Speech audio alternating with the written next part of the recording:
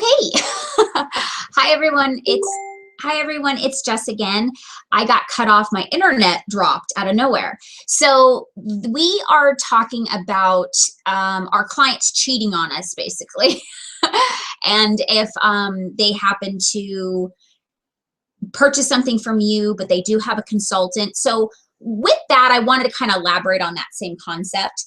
That I'm going to tell you right now, we all have to accept the fact that most of our clients will be, let me take off Facebook real fast, will be at one point or another, they will buy from another consultant. Not personally to hurt you, not personally to you because you're doing a bad job, but because of convenience. I'm here to tell you that, and we have to accept that. But that's why follow-up is so important, so they don't go too far away from us that they never buy from us again, or they start to think that they don't have a consultant. So that's why it's so important for us to stay connected. So what I do, just for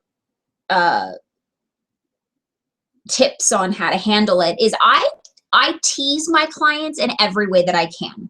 And so they know that it's really not that serious, and that it makes them not want to cheat on me as a Scentsy consultant per se. So like, for instance, there was a consultant that, or a client that was my client for like almost 4 years. And she just became a consultant. That's why I called her consultant, because she's now a consultant. But anyways, I went to go show her the bars that I have in stock, and she hadn't bought for a while. And we were talking about how she's been talking about getting started for a long time. And I was like, yeah, I was actually kind of concerned because you said you were going to get started as a consultant, but then I haven't heard from you in a while. And when I did reach out to you, I didn't hear anything, so I figured you haven't needed any Scentsy. And she goes, oh, well, I went to an event and I got some bars. And I go, oh, you cheated on me. And then I laughed about it, and she kind of went like, oh, I'm sorry. And I said, no, I'm just teasing you. It's fine. That's great. And, but here's the thing, because I kept reaching out, she didn't, go without Scentsy any longer.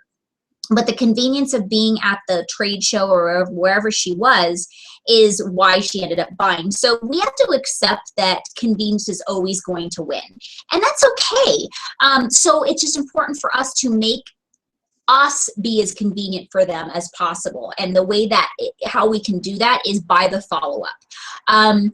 Some other tips are just, when you're going in an area, maybe you live in a big town like I do in Las Vegas, really think about who lives in that area. Who can I be reaching out to? What are some things that they may like or may be needing? Light bulbs, check their profile of what they generally buy. See if you have like an extra bar on hand of what they usually purchase. So if you happen to be in their area and they go, yes, I am out, you can go, you know what, I do have one of your bars that you like in stock. I can drop it by today so you have something to tide you over, and then I can bring by some samples for you to smell, and you can place an order. And usually that really does help. And then you kill two birds with one stone. You're already in that area. And again, it's convenient for them because you're coming to them. They don't have to go, I need to spend time, I need to connect with this person, da, da, da. You are making yourself flexible for them.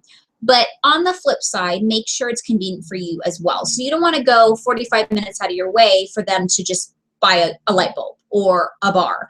So really make sure that your time is being used wisely. So if you're going to that other side of town anyways, that's great. But you don't want to make one specific trip 45 minutes away for a light bulb if you don't have to. Now, on the flip side of that, it shows that you really do care, and you really value their business. So that you going out of your way for them will create loyalty.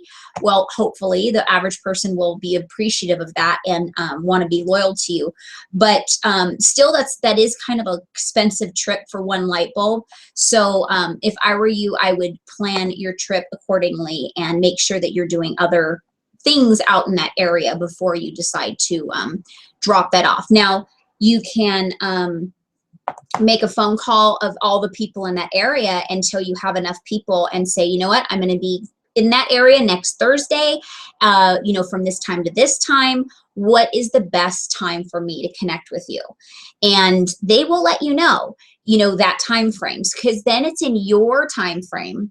You're going to be there anyways. And then they're not going to say, oh, well, I get off at 3 in the morning. Can you drop by at 6 in the morning? You know, you're still sleeping or you're just waking up at 6 in the morning. So be logical with yourself and their schedules.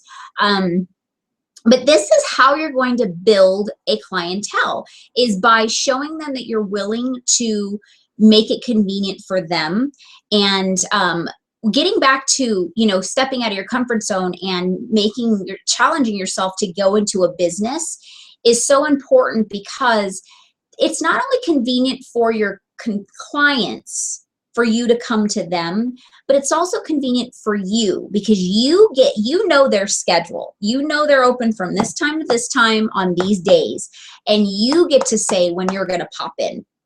So you don't have to go like, oh, I have to call this person and see if they're going to be home and what time's a good time and da da da.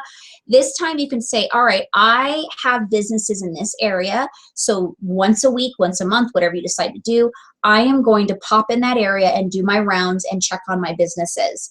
And it's all within your time frame.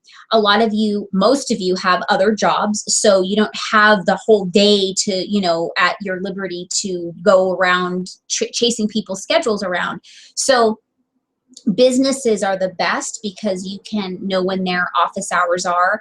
And if you can't go in person because you're working, you can call them during their working hours, because you know they'll be there, and say, hey, I'm placing an order. Do you need anything? When is a good time that I can drop off some samples for you to smell the new testers? On one of these days, I have my lunch hour at this time during the days. Would that be convenient for me to stop by? And, obviously, if it's an office that you just never, ever can connect with in person, that's going to be harder. But just communicate. Communicate. This is the hours that I work.